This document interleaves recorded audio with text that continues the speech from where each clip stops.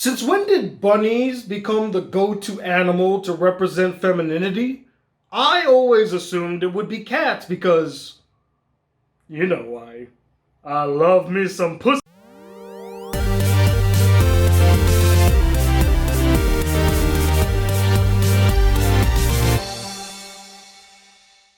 So yesterday was my good friend Jennifer Rose's birthday, and to wish her a happy belated one, I present my review of High School Zootopia, otherwise known as BEASTARS. Set in a Zootopia-esque society, BEASTARS tells the story of Legoshi, a lone grey wolf dealing with a lot of things. The death of a friend to a ravenous, mysterious carnivore, a confrontational and demanding buck senpai with a dark past, and probably worst of all, a white dwarf rabbit whom he attacked in a moment of pure instinct, but later falls in love with.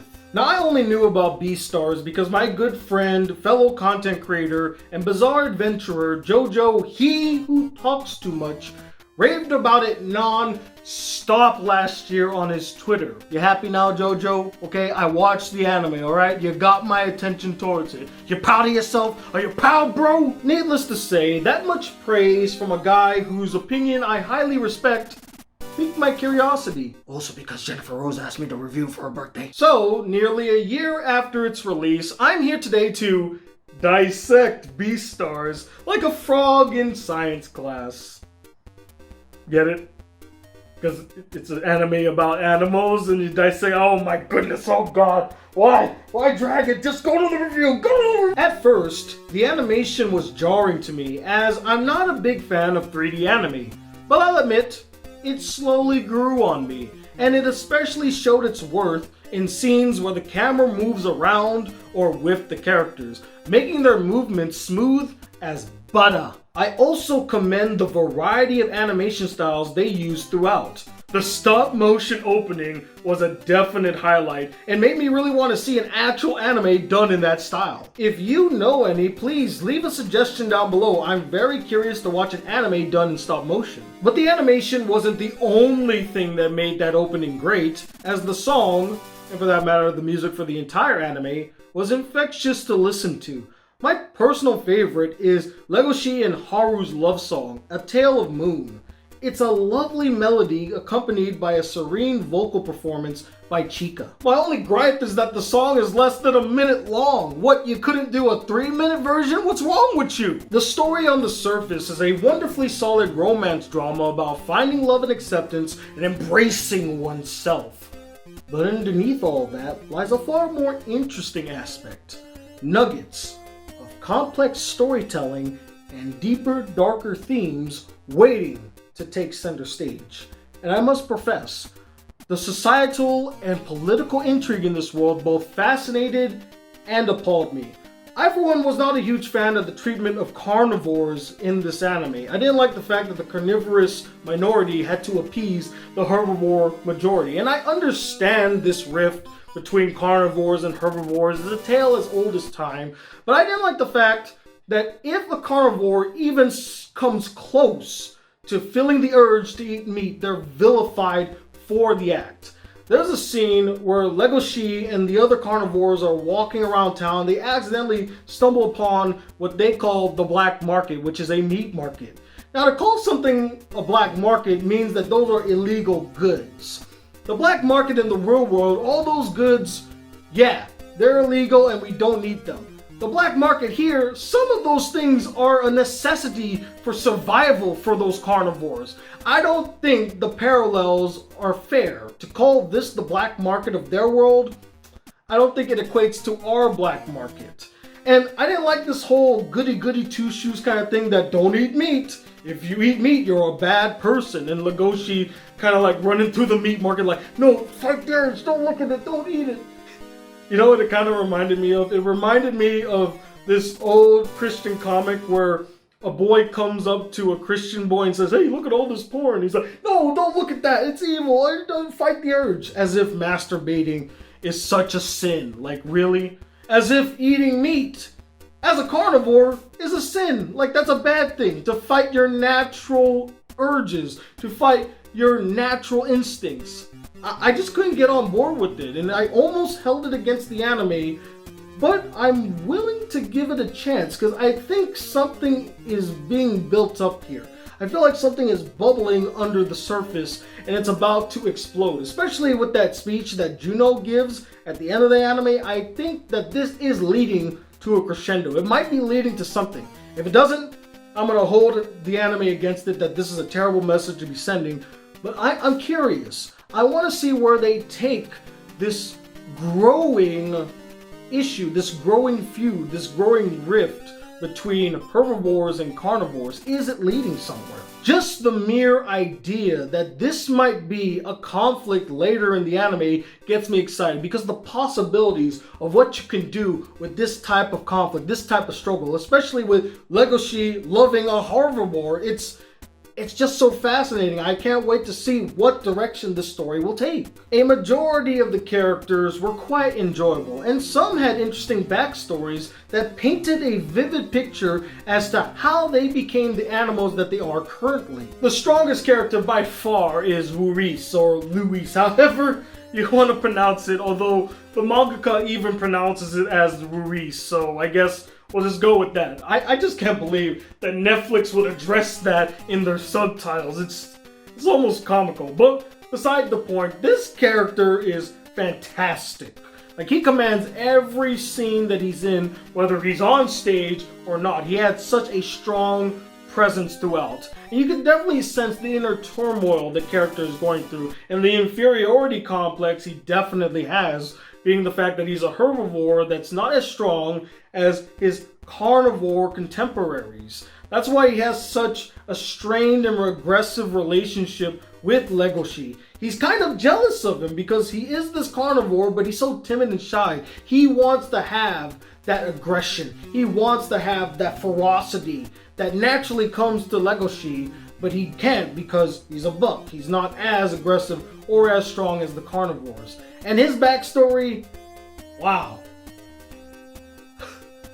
I'm surprised he even survived. That's amazing. But man, it's tragic. As for Legoshi, he was equal parts charming and frustrating for me.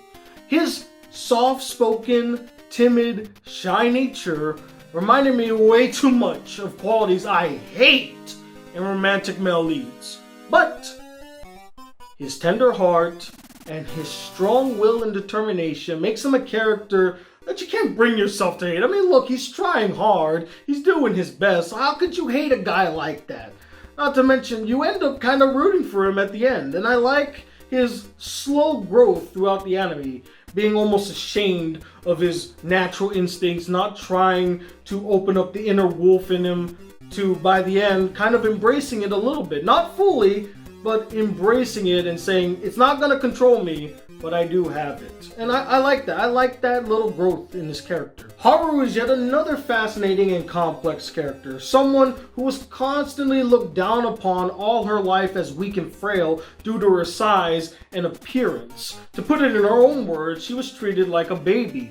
But I love the fact that she remains determined and headstrong to prove everybody wrong and to not be a pushover despite her physical limitations and natural instincts. I think the only thing I don't necessarily agree with when it comes to the character of Haru is the fact that she used sex and her sexuality in order to stand out, in order to be seen by people, treated as an equal. She would say that the only time she would ever feel like herself or feel in control is when she was in the bed with somebody.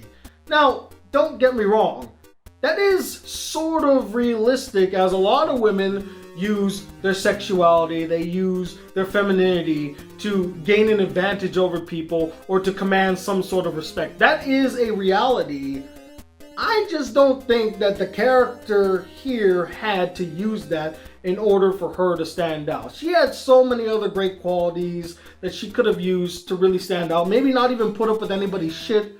That could have been a way for her to stand out. I didn't really think she had to use sex, but I understand what the mangaka was trying to do. And keep in mind, the mangaka is a woman, so I see her vision. I don't necessarily agree with the vision, and that's what makes Legoshi and Haru's relationship works so well. Not only by the mere fact that they're complete and total opposites, with the shy loner carnivore Legoshi and the bold outspoken herbivore Haru, but each gave the other something that they couldn't find in themselves. Legoshi is the first and so far only animal to see and accept Haru for who she is without needing to have sex with her first. He loves her for what she means to him, not for what she could provide him.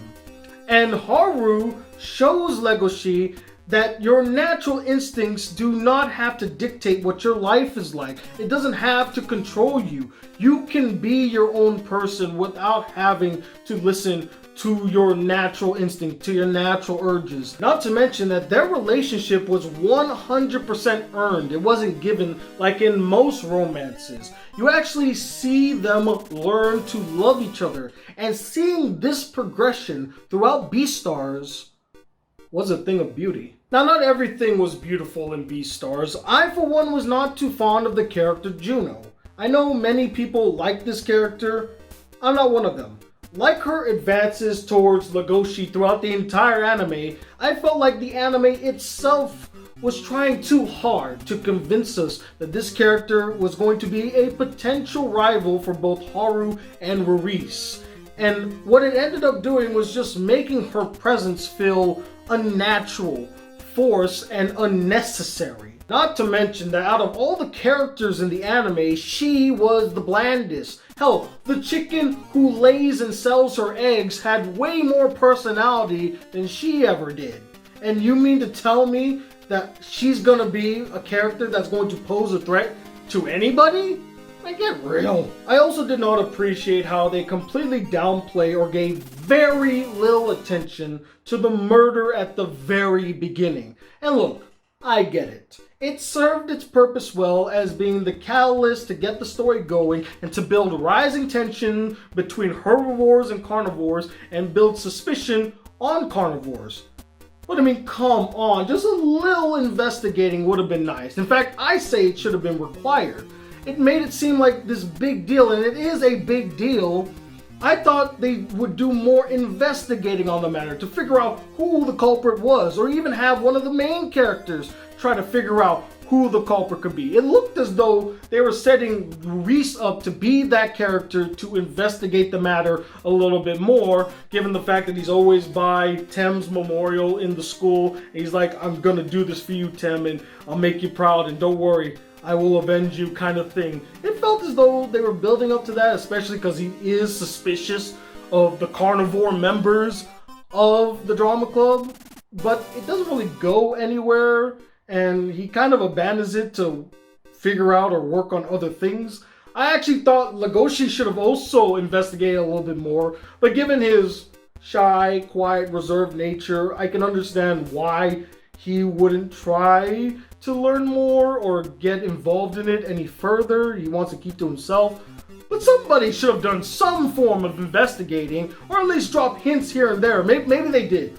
Maybe they did drop hints, and they were so subtle that they went completely over my head. And when I watch it again, or I watch the second season, I'm gonna go, oh, that was a hint, or that was a hint. But I didn't really see any. The only explicit mention of a culprit for that murder is at the very end of this first season, where you see a POV perspective of the culprit, and apparently they are friends with Legoshi. They know them very well. So it might be one of his roommates, it might be somebody in the drama club, we don't know.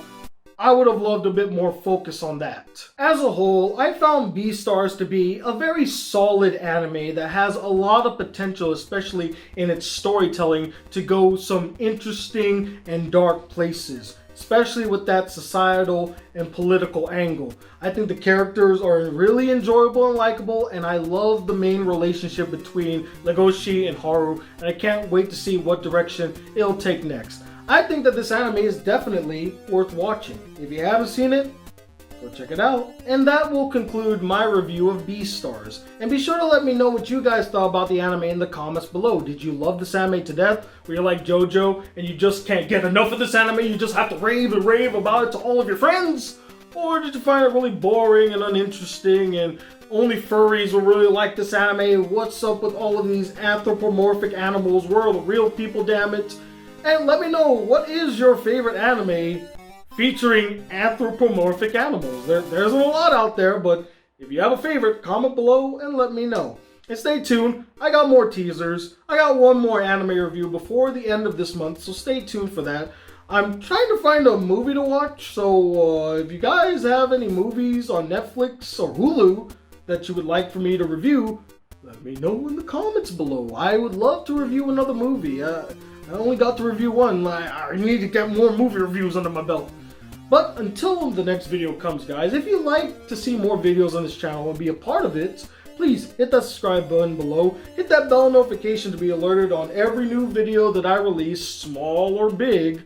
And I'm Tony Watt II, the Black Critic Guy. Till then, peace, YouTube.